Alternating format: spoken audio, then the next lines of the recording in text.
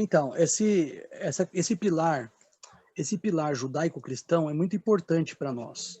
Ah, nesse slide a gente percebe que eles falam que o autor, né, Alexandre Costa, do livro que eu coletei esses dados, ele diz assim que os valores são os padrões que regem a vida do indivíduo diante da sociedade e perante a consciência em seus atos solitários.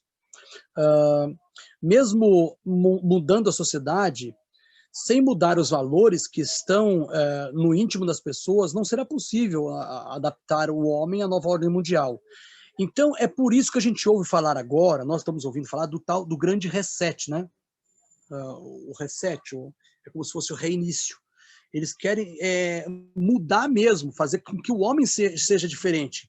Eles querem que nós esqueçamos como era a nossa vida antes, entendeu? Como se fosse, agora é um novo normal, esquece a vida como era antes, depois do Covid, e o Covid nem foi tão desastroso, gente, é claro que foi mal, é claro que nós lamentamos, cerca de 1 milhão, um pouco mais de 1 milhão de mortos, claro, só que em 1999 morreu 1 milhão, 1 milhão e 500 mil mortos, 1 milhão e 500 mil pessoas por tuberculose, que é uma doença contagiosa também. E não houve lockdown, não pararam a economia, não pararam os países, por que agora fizeram? Entende? Faz parte de um plano, gente, um plano. E eles querem mudar a religião, para mudar a mentalidade das pessoas, a cosmovisão das pessoas. Só que eles não conseguem bater de frente com a religião, não tem como ir de frente com a religião. Porque toda vez que o diabo foi bater de frente com a religião, os mártires, eles geravam outros tantos conversos.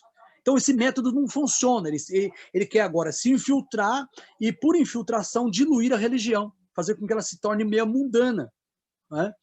Secular e não espiritual, transcendente, que nos remeta a Deus.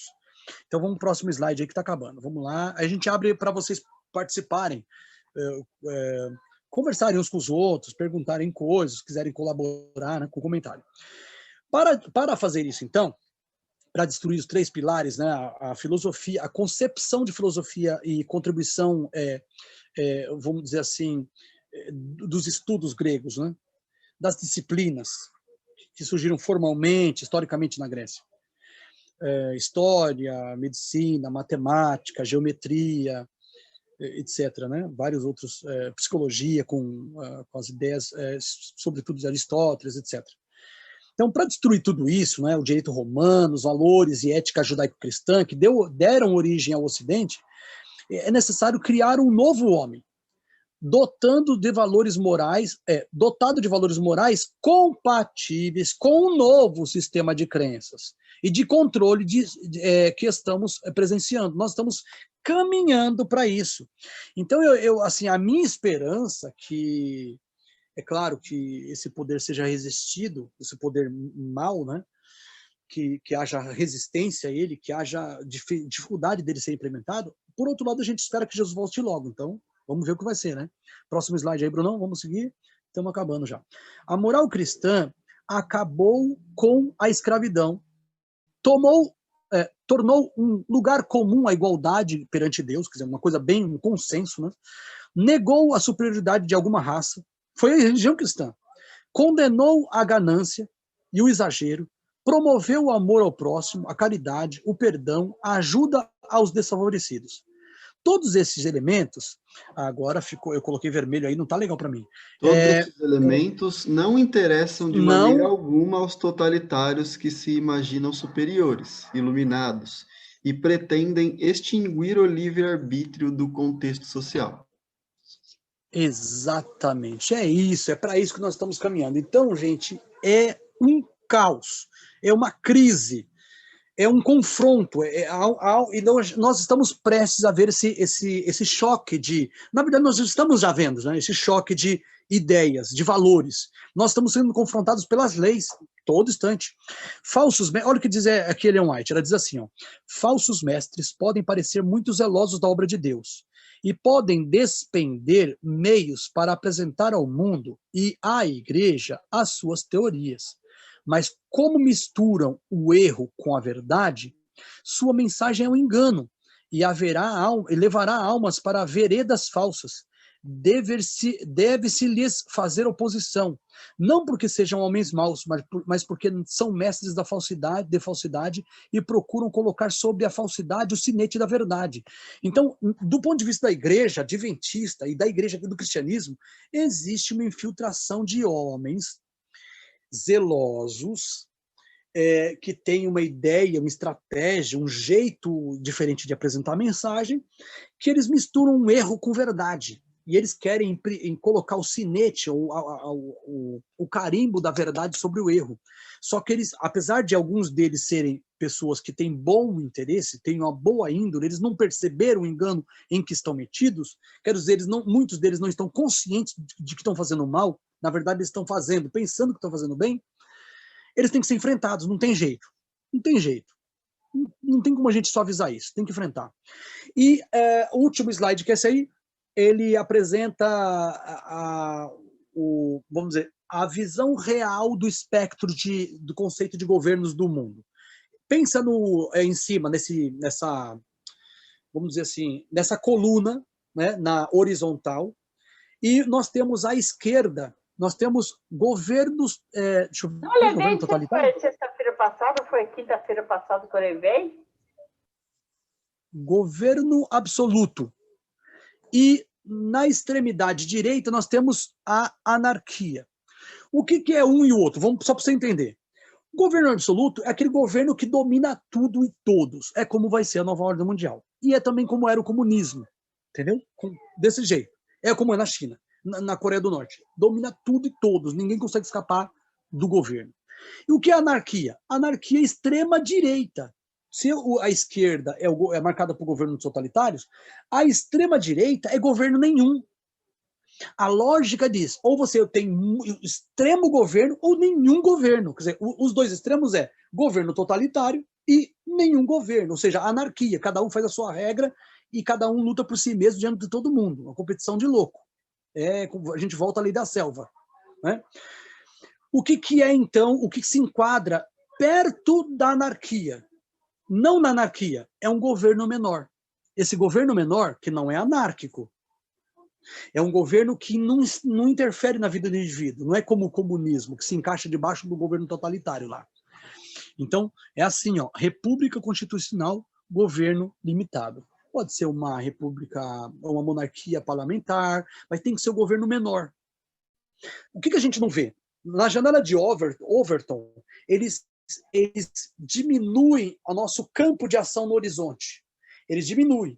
Eles colocam assim, à direita colocam nazismo, colocam fascismo, tal, né? E do outro lado, a extrema coloca assim, comunismo russo, comunismo soviético, né? Comunismo soviético, comunismo chinês. O que eles colocam no meio? Social-democracia. Aquilo que é a esquerda aceitável, entendeu? Isso é um perigo, porque a esquerda aceitável nada mais é do que o mesmo modelo social fabiano, o socialismo fabiano. Então, não tem saída para a gente. Nós estamos sendo enganados. A nossa saída tem saída para a gente, né? Jesus, né? Tem saída para a gente, a Bíblia, Jesus, a verdade. Nós não somos, nós estamos no mundo, mas não somos do mundo.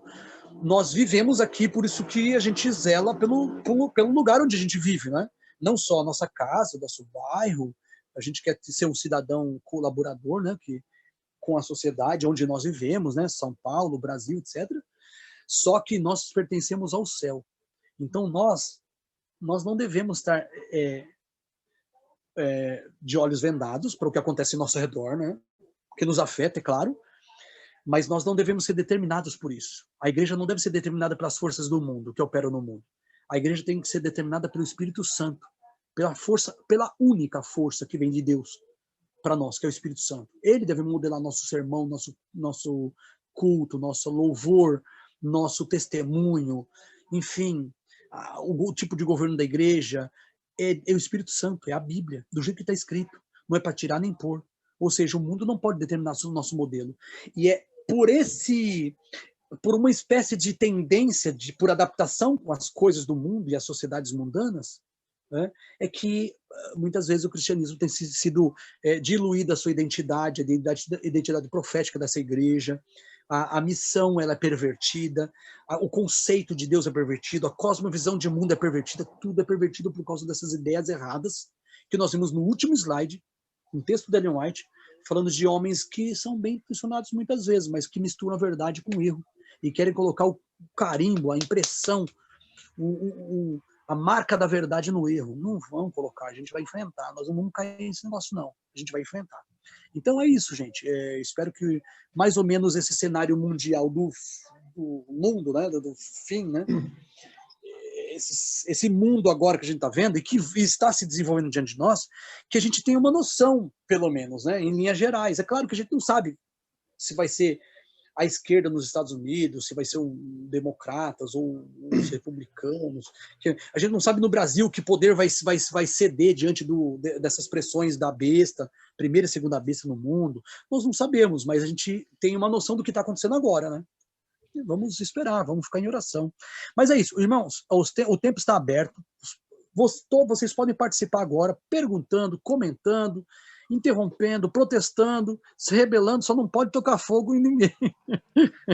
Eu tenho alguns comentários, na verdade. Tenho 2 comentários e 2 perguntas. Primeiro, no texto final que você mencionou lá de Ellen White, dos falsos profetas, tá dando para ouvir bem? Tá me ouvindo bem? Sim, eu ouço perfeitamente. Beleza, então, aquele texto que você mandou lá, eu vou complementar com outro dela, em Primeiros Escritos, na página 123, que é aquele texto que eu mandei para aquele falso pastor, lá no Twitter, que eu mandei, ele diz assim, Ellen, tem-se mostrado que os falsos pastores estavam embriagados, mas não com vinho, cambaleiam, mas não por causa de bebida forte. A verdade de Deus está selada para eles, não a podem ler.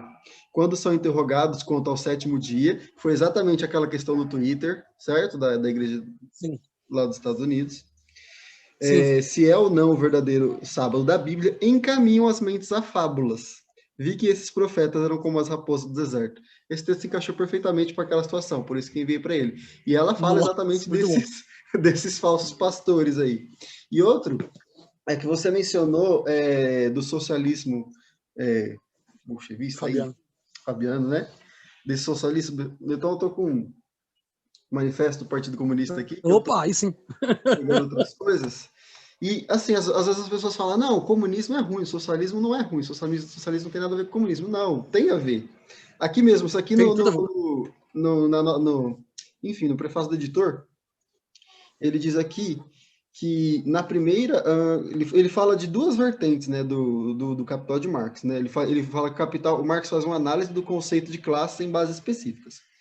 Aí ele diz que na primeira era de cada um de acordo com a sua capacidade. Então, assim, primeiro eles implantariam o socialismo, onde seria cada um de acordo com a sua capacidade, certo? Que nem nós vemos hoje, mais ou menos, estão tentando implantar aí. É um comunismo mais enfeitado, mais romantizado. Sim. Depois que tivesse implantado, eles mudariam assim, ó. Já na segunda fase, quando a doutrina comunista estiver sedimentada, essa desigualdade deveria desaparecer, partindo do princípio de cada um de acordo com a sua capacidade, que seria no socialismo, para cada um conforme a sua necessidade. E ele diz aqui, mais embaixo, que baseado nesta lei, o termo comunista designa geralmente um tipo particular de sociedade, enquanto o socialismo se coaduna melhor com o princípio anterior. Ou seja, aqui mesmo ele diz que o socialismo é a entrada do comunismo. É a base primária dele. Exatamente. Então, exatamente. É uma fase anterior. Não, nenhum dos dois presta. Um tá ligado com o outro. E aí não tem como. Muitas similaridades, até assim, olhando o socialismo mesmo, como dizem que é bonzinho, a gente vê similaridades. E o porquê que é similaridades? Porque é um bracinho de entrada ali, né? É o pezinho, é o pé direito que tá tentando entrar. E aí agora eu tenho outro comentário com pergunta. Você mencionou lá sobre o Rockefeller, que ele fala da janela, né? Fala, a gente vai ter só uma janela de oportunidade. E eu vi diversas vezes nessas encíclicas que o Papa está mencionando, principalmente sobre a ecologia, ele menciona o mesmo termo. Nós temos uma só janela de oportunidade. Você já reparou nisso também, não? Não tinha visto isso, não. Eu tenho a carta apostólica chamada Dies Domini. A Dies Domini eu tenho, mas eu não tenho as novas. Então, assim, as cartas que o Papa manda para a igreja, né, como se fosse carta apostólica, para o católico, só para o pessoal que está ouvindo entender, não sei se já sabe, então só vai confirmar. Essas cartas apostólicas têm valor de inspiração para eles. A carta do Papa ela é inspirada para eles, é Bíblia para eles. É tipo um espírito de profecia. Para eles é aquilo que ele falou lá e acabou. Então, o que acontece? Eu tenho a Dies Domini, eu não tenho as outras, as mais recentes, sabe? Mas seria interessante adquirir para dar uma olhada. Olha que interessante, você tem as mais recentes e você está olhando essa da ecologia aí, você vendo que a expressão que ele usa é a mesma que o Rockefeller. Será que tem alguma coisa a ver? Ou, você entendeu? Só pode ter, só pode ter, só pode. Porque o tema é o mesmo que eles estão apelando, que é a da ecologia. E ecologia é uma boa porta de entrada, mas não é a única. Eles estão percebendo que a ecologia, aliada com a questão de cuidados contra vírus ou saúde, questões de saúde, elas se relacionam. Talvez venha por esse caminho mesmo, do vírus Covid, de um vírus, de um segundo vírus ou um terceiro vírus aí mais poderoso, e relacionado com o cuidado com o meio ambiente. Talvez venha por aí as medidas draconianas que nós estamos esperando, né? Que é um tipo de domínio mundial, domínio dos indivíduos, e depois leis sobre a religião, impedindo a religião tradicional, como era o propósito dos Illuminati, que justamente vai afetar a guarda do sábado e outras coisas. Vamos lá, pessoal, vamos participar, que eu estou vendo vocês aí, eu quero que vocês abrem o áudio e vai batendo. Vamos participar. Enquanto ninguém fala aí, a Sueli vai falar. Fala aí, Sueli. Manda. Falando, né, também do que você estava se referindo com relação à igreja, né, tem um texto aqui no Eventos Finais, página 154, que a irmã White fala assim, ó: nas cenas finais da história terrestre, homens a quem Deus honrou grandemente seguirão o exemplo do antigo Israel. O afastamento dos grandes princípios que Cristo estabeleceu em seus ensinos, a elaboração de projetos humanos, usando as escrituras para justificar a errônea maneira de proceder sobre a perversa influência de Lúcifer, confirmarão os homens no engano, e a verdade que necessitam para serem livrados de práticas incorretas se escoam da alma como águia de um recipiente que vaza. Então, aqui ela está Qual é a página? Peraí. Basicamente, a relação dos próprios pastores, né? Qual é a página? 154. Desculpa. E mostra pra gente, coloca do Eventos Finais. Eu tô falando assim, mostra o livro que eu quero saber qual o modelo do Eventos Finais seu. Qual o modelo seu do Eventos Finais? Peraí. Você consegue mostrar? A câmera aqui. Eu queria ver o modelo do Eventos Finais para saber qual que é. Ah, pronto, 154. 154. Ah, eu tenho ele, peraí. É porque porque eu pedi tirar a imagem que eu tô descabelada, tá, gente? Não, beleza, porque o que acontece é o modelo do Eventos Finais, ele mudou muito. O Eventos Finais atual, ele é fininho, alto, ele não é como esse antigo. Não, é aquele antiguinho mesmo. Isso aí, eu tenho e dois. E aqui ela tá falando... Aqui ela tá falando aos pastores mesmo, né? Sim, 154 Eventos Finais. Vamos anotar agora isso aqui. Tem um capítulo... Eu quero falar. Fala! Peraí, André. Tem um capítulo... Peraí, André, deixa eu terminar. Ah, não, mas só um comentário pequenininho. Tem um capítulo no primeiro... Vocês estão me interrompendo, eu sou mulher. Opa, desculpa. Nessa hora tava fazendo comida para nós. Para com isso. Ô, André, fica quieto, peraí. Vai, fica quieto, deixa eu terminar. Bom, então esse texto vem muito a calhar, né, com o que a gente está vendo aí, né? Essa questão deles usarem realmente a palavra de Deus de uma maneira distorcida, tal, então tem muito a ver com tudo que a gente tem visto aí nesses últimos dias. Sim. Mas a minha pergunta não é sobre isso, não. A minha pergunta é sobre maçonaria, né? A maçonaria hoje, porque eu, de verdade, eu ainda fico muito confusa com relação à maçonaria, do que a gente estudou aí há 20 anos atrás, quando eu entrei na igreja, do que a gente tem estudado hoje. Ela está inserida nessa questão, por exemplo, do projeto comunista ou do projeto islâmico? Que isso, gente? Meu celular está tocando aqui, tá doido? Alguém cantando aí, peraí. Então... É no meu celular que está tocando. Sim, então, a maçonaria, ela tem maçonaria islâmica, maçonaria espírita, maçonaria cristã, maçonaria de tudo que é religião, ou seja, eles estão envolvidos com tudo. A maçonaria ela é multifacetal, sabe? Ela é como se fosse um diamante com muitos prismas, sabe? Então, aquilo que parece absurdo para nós aqui, não, como assim? A maçonaria de cristãos tá cheio, tá lotado de católicos, maçons, então, cristãos de todo tipo. Então, ela está envolvida. Só que, assim, a maioria dos maçons, eles nem têm consciência do projeto acima deles, que está sendo projetado. O plano em andamento, eles não sabem, eles só seguem comandos locais, ajudando com o todo do plano. Só que eles não têm ideia do todo. Quem tem ideia do todo são os caras que mandam na maçonaria, né? Os caras que mandam na maçonaria são comandados pelos Illuminati. Então, esses caras mandam muito. Então, Só mas que essa é a minha dúvida. Mas os maçons... Se os Illuminatis mesmo, se eles estão... Porque a gente vê na história essa perseguição aos maçons, tudo isso, né? Pelos governos de esquerda e tal. Então, essa é a minha dúvida. Eles trabalham com esquerda, direita, eles trabalham com esquerda, direita. Então, eles que também que controlam isso, não foi uma substituição de etapas? Não, eles controlam. Então, assim, eles usam, como eu falei, não sei se você perdeu isso, é como se a maçonaria fosse um hospedeiro e os Illuminati o parasita. O parasita, exatamente. Então, eles estão aí, estão em ação, os comandos deles continuam, os propósitos continuam sendo buscados, né, está em andamento, né, cada um dos objetivos deles, objetivos originais, continua em andamento, e a gente vê as ações que caminham nesse sentido, no sentido de atingir aqueles objetivos iniciais. Então, eles agem, são maus, mas quem são maus? Os líderes deles, ao topo deles são. Mas os maçons, em geral, eles não estou falando que eles são inofensivos. Estou falando que eles não têm consciência, entendeu? Dizem que eles só a partir do grau 33 que sabe, né? Só lá em cima, lá, 31, 32, 33, eles sabem. Então, a gente pode imaginar que se a gente estiver falando aí de China, de governo chinês, de governo russo também, a gente vai ter a mão dos Illuminati lá. Tem, com certeza. Samuel, eu acho que até faz sentido, pensando relacionado com Daniel 11, né? Que diz em Daniel 11 que eles se assentam à mesma mesa. Então, a gente imaginar que o governo comunista da China e os, enfim, o Papa, o governo dos Estados Unidos, está tudo sentando à mesma mesa e combinando todas essas falsas brigas, faz sentido, né?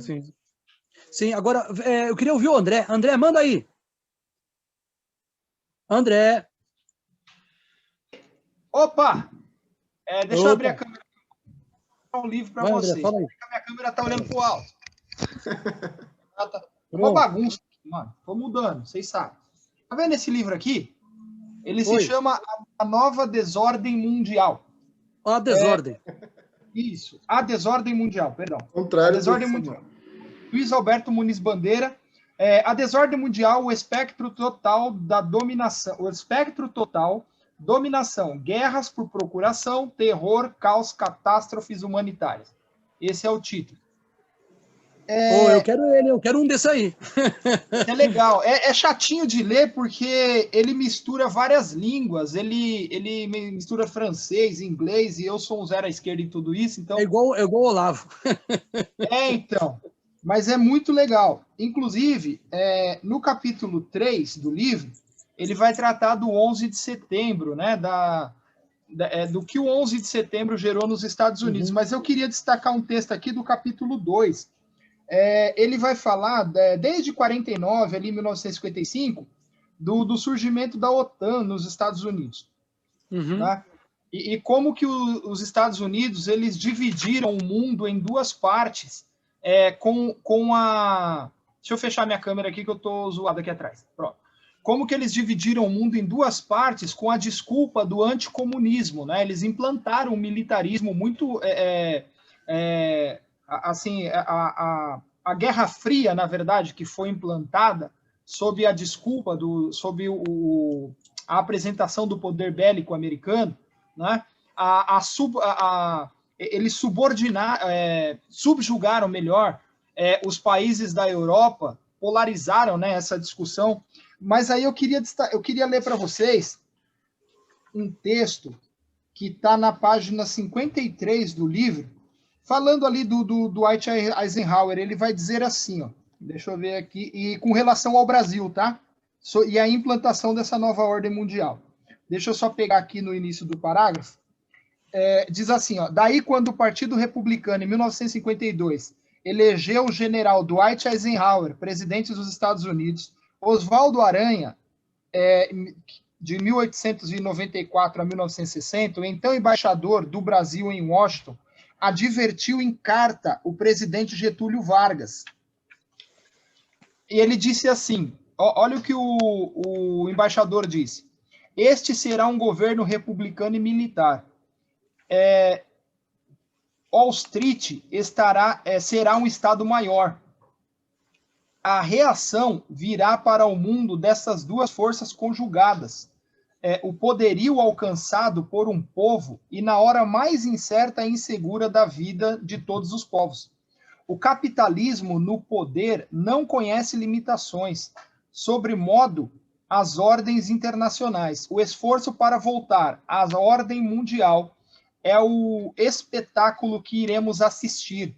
A nova ordem mundial, que se inicia pela libertação dos povos do regime colonial, vai sofrer novos embates, mas acabará por vencer, mesmo porque este povo, ao que me parece, não está unido no sentido de apoiar esta volta violenta a um passado internacional, que levará inevitavelmente o país à guerra com quase todos os demais povos. Né? O que ele está dizendo? Que essa implantação desse governo militar, essa polarização, ela levaria inevitavelmente à implantação da nova ordem mundial, mesmo que isso levasse à guerra aos demais povos. Lembrando Sim. que nesse período, estourou o avanço dos bancos americanos, o Citibank, e outros bancos ganharam muita proporção justamente nesse período aqui, com o fim dessa implantação dessa nova ordem mundial. E o Oswaldo Aranha, ele percebeu isso, e ele falou para o Getúlio Vargas, falou, é uma coisa que é inevitável. Então, assim, esse plano dessa nova ordem mundial, ele já é muito antigo, né? Sim. Desde a quebra da Bolsa de 1929, né? Até antes, na verdade, acho que ele vai mencionar aqui no livro que desde 1913, assim, já tinha uma movimentação em prol desse negócio. Ela ainda não aconteceu. Então, ela não aconteceu, mas está muito perto, né? Sim. Assim, eu não queria ser repetitivo, não, mas eu queria mostrar meu livro para vocês. Então, André, mas é importante você falar isso, porque só veio corroborar o que a gente tinha falado. Eu mencionei no século XIX dois autores que vislumbravam num futuro próximo um governo ditador, dominante, sabe, perigoso, né? Um tipo de um despotismo mundial. E depois, antes disso, a gente viu os Illuminati falando que eles queriam governar uma república mundial. E a gente seguiu o caminho, mostrando os ciclos de pensamento deles, né? O quarto ciclo, o quinto ciclo, dos instrumentos que eles usam, o Conselho das Relações Exteriores, o diálogo interamericano, a ONU, etc. E você agora só veio dar uma contribuição com esse livro, ainda mais um livro que eu não tenho. É bom saber que eu já vou atrás. Esse cara aí, sabia que esse Muniz aí? Esse Muniz era parceiro do Olavo, viu?